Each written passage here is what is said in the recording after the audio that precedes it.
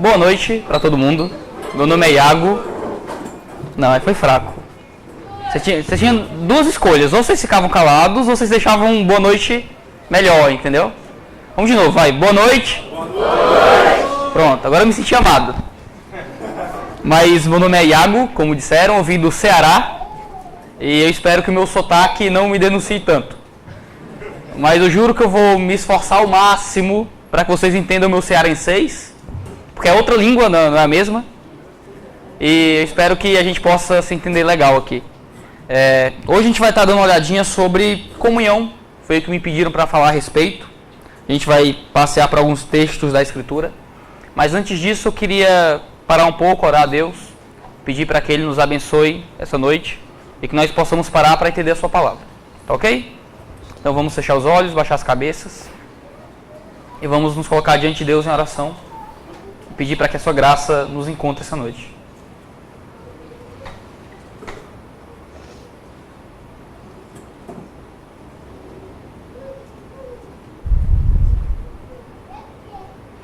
Senhor, eu clamo o Teu nome, eu invoco a Tua presença, Pai, sobre este lugar essa noite. Pai, eu reconheço o meu pecado, eu reconheço as minhas falhas, sei que não existe absolutamente nada em mim que me faça digno de proclamar a Tua palavra, mas eu sei que o Teu Filho, Pai, em tudo Te agradou. Eu sei que Cristo, Pai, foi obediente em tudo, e que pela fé, Pai, a justiça de Cristo hoje é nossa justiça.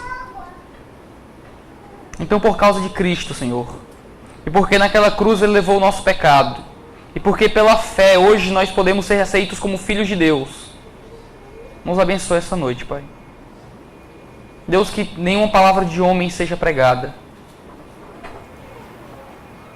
Nós só queremos ouvir a Tua voz, Pai. Nós só queremos ouvir a Tua palavra. Nós só queremos entender qual é a Tua vontade para o Teu povo, e nada mais.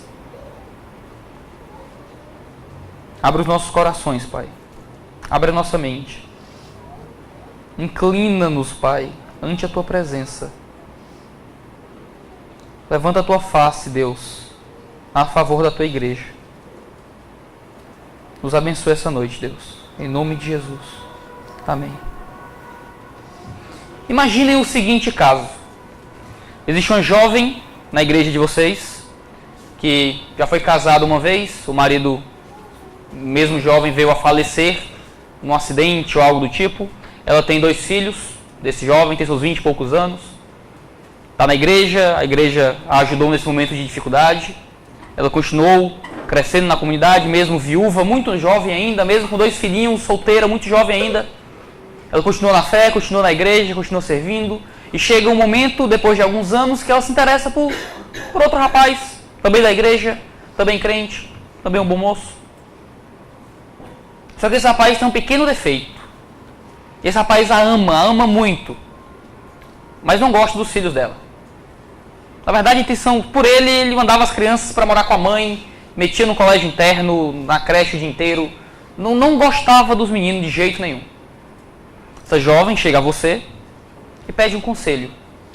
Você acha que seria sábio casar com ele? Que resposta você daria? Se alguém quiser dar um grito aí.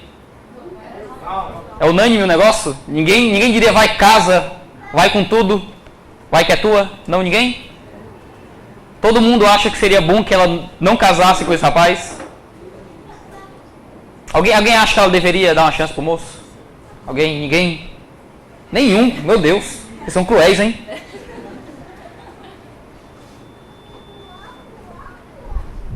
Acho que você está dando microfonia. Não tenho que desligar isso aqui. Alguém pega isso aqui.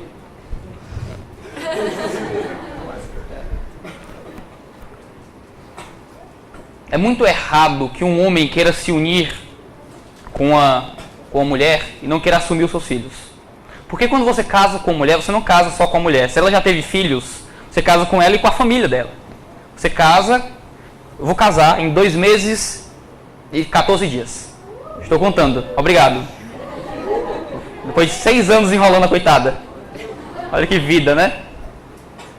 Mas eu já percebi, já foi me ensinado naqueles livrinhos de aconselhamento pré-matrimonial, façam, é muito bom.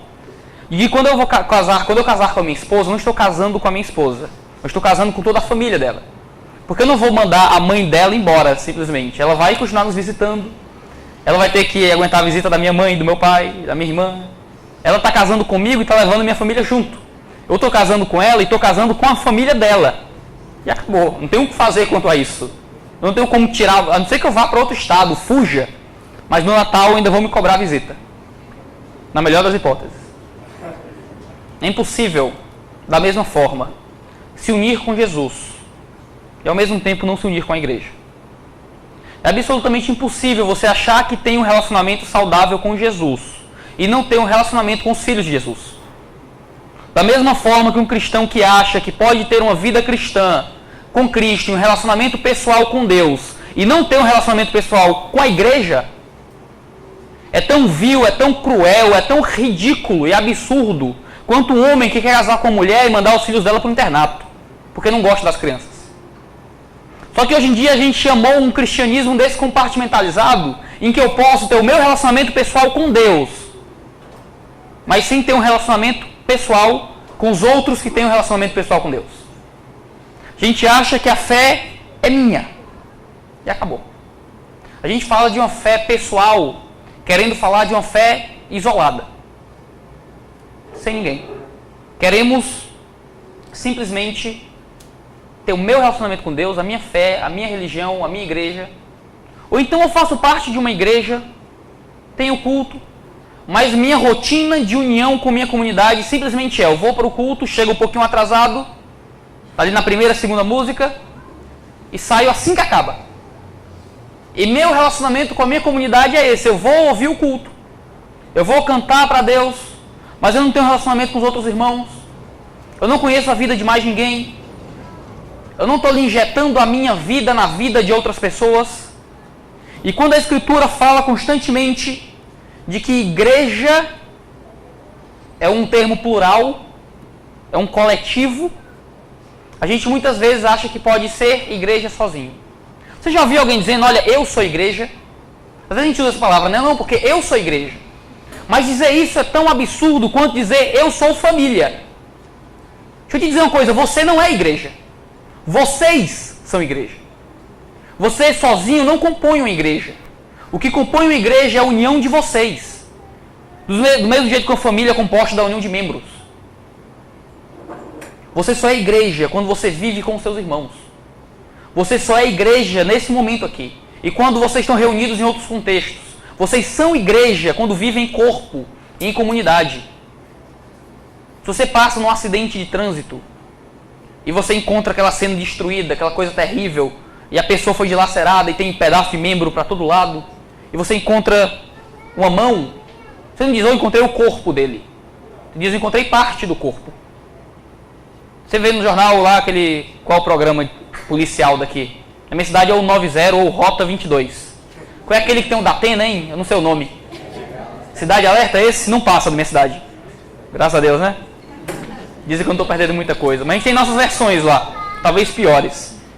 Então, quando encontra o corpo de alguém, diz: olha, foi encontrado o corpo de fulano esfaqueado, 30 facadas, aí mostra lá o corpo da pessoa. Mas quando encontram parte do corpo de alguém, o que eles dizem? Encontramos parte do corpo. Mas a igreja não, a igreja acha que parte do corpo é o corpo. E eu acho que eu posso me dizer igreja e ser igreja em casa. Sozinho, sem ninguém. Quando é engraçado, quando Mateus 18 tem uma indicação muito legal sobre o que é a igreja. Porque é um texto que vai falar sobre pecado, e vai falar sobre como você lida com irmãos que pecaram, e diz: olha, se teu irmão pecou contra ti, você vai lá e conversa com ele. Se ele se arrepender, amém, você ganhou seu irmão para Cristo. Se ele não se arrepender, você leva duas ou três pessoas junto com você. Vocês vão e tentam conversar com ele. Se ele se arrepender, amém, vocês ganharam seu irmão para Cristo. Se ele não se arrepender, você leva ele para quem? Para a igreja. É o que o texto diz. Se o seu irmão não se arrepender, você vai e o leva para a igreja. Entenda, um irmão, ou 2 ou 3 irmãos, que foram conversar com o pecador, não compunham a igreja. E num local da Escritura, diz que quando você tem 2 ou 3 reunidos, ali você tem a igreja. A igreja é muito mais do que isso. Quando você tem 2 ou 3 reunidos, Deus está lá com certeza. Mas você não tem uma manifestação clara da igreja de Deus. A igreja é isso aqui. Nossa cultura individualista tende a acreditar que igreja é qualquer reunião de cristão. De que igreja é qualquer momento em que a gente está junto ali, falando do futebol ou abrindo a Bíblia para falar de Deus. A gente é igreja, aleluia. 1 Coríntios 14, 34 e 35 é interessante. Porque 1 Coríntios 14, 34 e 35 diz o seguinte: as vossas mulheres estejam caladas nas igrejas, porque é vergonhoso que as mulheres falem na igreja. Eu vou tentar fugir pela tangente do debate a respeito de se mulher pode ser pastora ou não pode. Isso aí não é o meu propósito. Eu vou fugir do debate porque eu sou espertinho, né? E vou deixar isso para o pastor de vocês. Mas olha que interessante. Paulo traz uma indicação de como as mulheres deveriam se portar dentro do contexto de igreja. Existe uma limitação que foi imposta dentro do contexto cultural ou não por Paulo, dentro do contexto da reunião da igreja. É engraçado que se a gente acha que a gente é igreja o tempo inteiro, as mulheres deviam ficar caladas para sempre, né? Nunca mais. Alguns homens ficariam felizes com isso. Não riam, por favor. Você pode levar uma cotovelada da sua esposa aí. Mas o meu ponto é muito simples. Nem todo momento que você se comporta como cristão, existe uma igreja ali. Nem sempre que os cristãos se reúnem para comer salgadinho ou para beber café no Starbucks, você tem igreja ali. Você tem igreja quando os cristãos estão reunidos com um propósito claro e objetivo de cultuar a Deus. E este culto a Deus é regido pelas regras da Escritura, em que existe pregação da palavra, em que existe oração, em que existe canto a Deus, em que existe comunhão. Se você não vive em uma comunidade, se você não participa desses momentos de louvor a Deus, de pregação da palavra, você vive separado da igreja. Mas se você vive separado da igreja, se você vive fora do contexto de uma comunidade, se você só vem para o culto e vai embora, mas não existe nenhuma comunhão real e viva entre você e os outros cristãos, Calvino disse que você simplesmente é como um filho que se separa de sua mãe, enquanto ainda bebê. É como se você tivesse um pai, mas não tivesse uma mãe. Os antigos, acho que Clemente de Alexandria que disse que, assim como a vontade de Deus é um ato, e se chama mundo, assim também a salvação de Deus é um ato, e se chama igreja. Ambrósio, também um dos pais da igreja do século II, dizia que, assim como do lado de Adão, de um Adão adormecido, nasceu Eva, foi do lado de um Cristo trespassado que nasceu a igreja. Nós não temos como olhar para isso, olhar para a igreja, olhar para o contexto de que nós não podemos ter Deus como pai sem ter a igreja como mãe, e ficarmos simplesmente inertes em nossa vida. Porque a igreja não se baseia em vir para o culto e voltar para casa, se baseia em uma vida de uma comunidade familiar. Você deveria conhecer as pessoas que estão à sua volta. Você deveria entender que existe uma obrigação sua para com as pessoas à sua volta. De que quando você entra aqui, dentro desse contexto de culto, vocês agora se portam como família. E você não fica sem falar com sua mãe para sempre se você é crente. Você não fica sem falar com seus filhos ou com sua esposa se você é um cristão genuíno. Você vive com ela. Vocês se relacionam. Vocês não tem como ser melhores amigos de todo mundo aqui. Sei lá quantas pessoas tem aqui dentro, eu não vou contar porque eu vou chutar longe. Quer dizer, sei lá, 30 mil, 2, eu vou chutar assim. Não tem como você ser o melhor amigo de todo mundo aqui, mas você precisa se relacionar com essas pessoas. Vocês precisam conseguir olhar para aquele cara que talvez você não sabe nem o nome direito. Entender, eu tenho uma obrigação diante de Deus de ser família desse cara, dessa moça, desse senhor, dessa jovem. Mas isso não acontece quando acaba o culto e a gente corre para casa. Isso não acontece quando o único relacionamento que eu tenho com os meus irmãos é no domingo ou no sábado à noite. Isso não acontece quando você está muito mais preocupado com aquilo que você pode receber da comunidade do que com aquilo que você pode entregar à comunidade. Às vezes a gente vai para a igreja procurando o que é que a igreja pode dar para a gente. O que é que eu posso receber quando eu vou para o culto. Às vezes as pessoas falam, vem para o culto porque aqui você vai receber a sua bênção. E quem disse que a gente está vindo para o culto para receber alguma coisa? A gente vem para o culto para dar alguma coisa. A gente vem para dar louvor a Deus, para dar glória a Deus, para prestar um culto a Deus. E para servir os irmãos. E para colocar a nossa vida diante do altar de Deus, dizendo que eu vou morrer por essas pessoas que estão do meu lado. Porque elas são os meus irmãos em Cristo. E eu sou um com elas. É engraçado porque quando a gente fala esse tipo de coisa, a gente sempre tem aqueles irmãos na igreja que não gostam muito do outro, sabe? Às vezes a galera tá brigada. O que não acontece nessa igreja aqui, com certeza. Às vezes tem aquele cara que não quer falar com aquele outro cara porque acha isso, aquilo outro. Aí no jogo de futebol não deu certo alguma coisa. Aquela moça que não gosta daquela outra moça, acha ela muito enxerida, muito isso. Não gosta do jeito que ela se veste, não gosta da maquiagem dela. E sempre tem aqueles... Sabe, aquelas espetadas básicas de sempre. Não tem isso nessa igreja, com certeza. Só na minha. A de vocês não tem, não. Mas quando a gente percebe que a linguagem da Escritura para igreja é sempre uma linguagem plural, e que nós somos o corpo vivo de Cristo, e quando nós não vivemos como igreja, nós separamos o corpo de Cristo. Quando você não vive como igreja, você olha nos olhos do Senhor e diz: eu vou rachar seu corpo ao meio, porque eu não quero viver com os meus irmãos. Que a linguagem é que nós somos a assembleia dos primogênitos do Deus vivo. E quando nós não vivemos como igreja, é como se nós olhássemos nos olhos do soberano e disséssemos: nós vamos romper a sua assembleia em duas, em pedaços. Efésios diz que nós somos família de Deus. E quando nós não vivemos como igreja, nós olhamos nos olhos do soberano e dizemos: nós vamos destruir a sua família. Porque nós a somos e não queremos mais sê-la. Diz que nós somos os ramos de uma vinha. E nós olhamos para Deus, nos olhos do soberano, e dizemos: vamos destruir o belo jardim que o Senhor plantou. Vamos destruir a vinha que o Senhor construiu para a sua glória.